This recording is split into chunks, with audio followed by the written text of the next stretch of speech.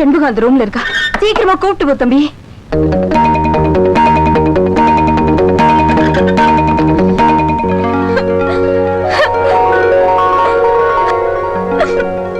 அம்மா அம்மா கதாத்தர கதாத்தரமா அம்மா கதாத்தரமா அம்மா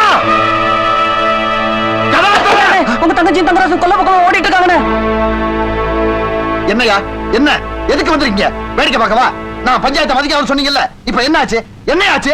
அத்தை விட்டவங்க சேரக்கூடாது நீங்க தானே சொன்னீங்க. என்ன அடிச்சு போட்டு வீடு புகுந்து என் தங்கச்சியை தூக்கி போயிருக்கானே, அதுக்கு என்னையா சொல்றீங்க? இப்ப என்னையா உங்க ஊர் பஞ்சாயத்து? என்னையா கட்டுப்பாடு? இது வரைக்கும் இந்த ஊர்ல இது மாதிரி நடந்ததே கிடையாது. ரொம்ப வரமே மாரி போச்சு. இதை இப்படியே விட்டோம்னா அப்புறம் பஞ்சாயத்தை யாருமே மதிக்க மாட்டாங்க. வாங்க எல்லாரும் போய் பிடிக்கலாம். அவங்கள பிடிக்க மாட்டீங்க. எழுங்க வாங்க.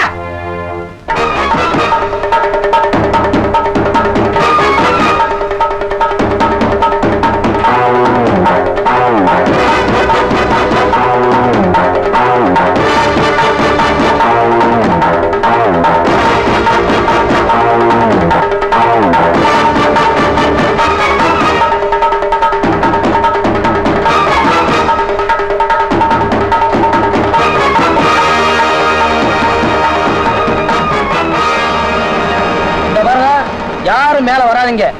மீறி வந்தீங்க நாங்க 2 பேரும் கீழே குதிச்சிருவோம். ஏப்பா எங்களை என்ன மிரட்டுறீங்களா? மரியாதை கீழே இறங்கி வந்துருங்க. எங்களை என்ன கிள்ளிக்கரை அனுப்பிச்சிட்டீங்களா? ஐயா உங்களுக்கு கையெடுத்து கும்பிடுறோம். எங்க 2 பேத்தையும் வாழ விடுங்க. நாங்க கண்காணாத இடத்துக்கு போய் பொழைச்சுக்கிறோம். உங்க பக்கமே தலை வச்சு படுக்க மாட்டோம். கீழே இறங்கி வாங்க, பேசி முடிவு எடுப்போம். நாங்க வரமாட்டோம். எங்களை நீங்க வாழ விட மாட்டீங்க. உங்களுக்கு இந்த ஊரு பஞ்சாயத்து கட்டுப்பாடு இதுதான் முக்கியம் சொல்லுவீங்க.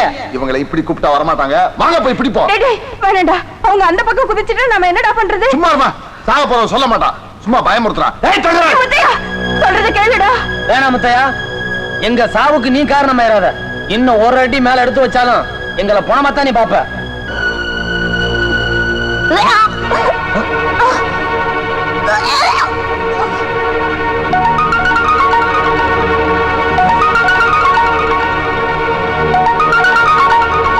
தங்கராஜு, உள்ளேக்கு உடம்புக்கு சரியில்லை போல இருக்கப்பா. பிடிவாதம் பிடிக்காம செண்பகத்தை மெல்ல கீழே கொண்டு வா. தலைவரையா, செண்பகத்துக்கு உடம்பு கொண்ணும் இல்ல, அவளுக்கு 3 மாசம் முழுகாம இருக்கா. அதான் இந்த வாந்தி.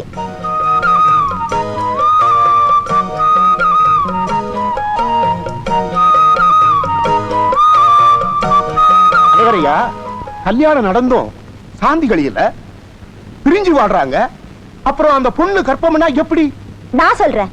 ஜோசியர் குறிச்சு கொடுத்த நாளுன்னு இவர் போய் சொன்ன அதே நாள்ல என் வீட்டுல இவங்க 2 பேருக்கும் முதலிரவு நடந்துச்சு. என்னையா அது அக்கிரமா இருக்கு? இது கள்ளத்தொடர்பு இல்லையா? இத கேளுங்கய்யா, விடப்படாது. என்னையா அது மானங்கட்டத்தனமா இருக்கு? இந்த 2 குடும்பத்தையுமே ஊரை விட்டு ஒதுக்கி வைக்க. ஆமா. எவன்டா? யாரா மானம் கட்டவன்? எங்க 2 குடும்பத்தை பத்தி பேசுற தகுதி இங்க எவனுக்கவே கிடையாதுடா. என் மக எவனுக்கோ முந்தி விரிக்கலடா.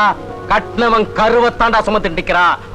ஏண்டா ஊர் 2 வட்டா கூத்தாடி கொண்டாட்டங்கிற மாதிரி எங்க 2 குடும்பம் பகைப்பட்டு நிக்கிறதுக்காக எவன் எதை வேணாலும் பேசிடுறா?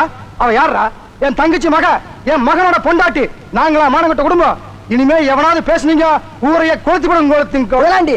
அவங்களை அத்து விட்டாச்சு. பஞ்சாயத்து சட்டப்படி இது குத்தம் தான். இதெல்லாம் கூட அன்னைக்கே சொல்லல. என்னையா பஞ்சாயத்து பொல்லாத பஞ்சாயத்து?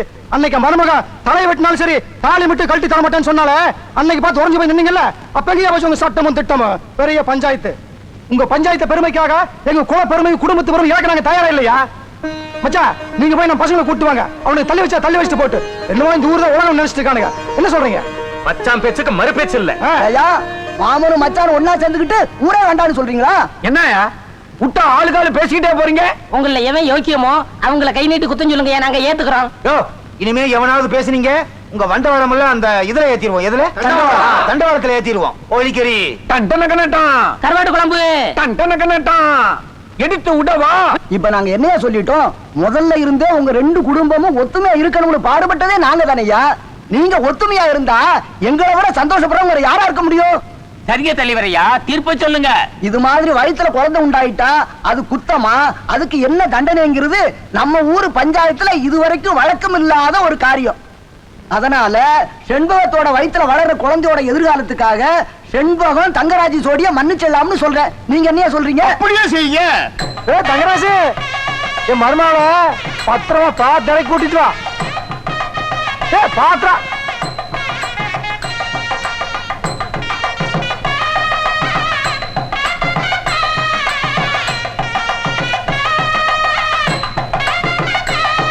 என்ன மன்னிச்சிருங்க மாப்ள. தங்கச்சி மேல இருந்த பாசத்தினால நான் கண்மூடித்தனமா நடந்துகிட்டேன். பரவாயில்ல, இப்பவாவது என்ன புரிஞ்சுக்கிட்டீங்களே, அதுவே எனக்கு போதும். அன்னைக்கு யார் வீட்லயே வச்சு தானே கட்டில் மேல பூ போட்டு கொண்டு வந்தாங்க. இன்னைக்கு நாள் நல்லா இருக்குது, நம்ம வீட்லயே கட்டில் மேல பூ போட்டு என்ன ஊரு ரெண்டு பட்டா கூத்தாடிக்கு கொண்டாட்டம்னு சொல்லுவீங்கல்ல. இப்ப கூத்தாடிங்களால தான் ஊரே ஒன்னா சேர்ந்து இருக்குது. இவங்க சொன்னதே நானும் சொல்றேன்.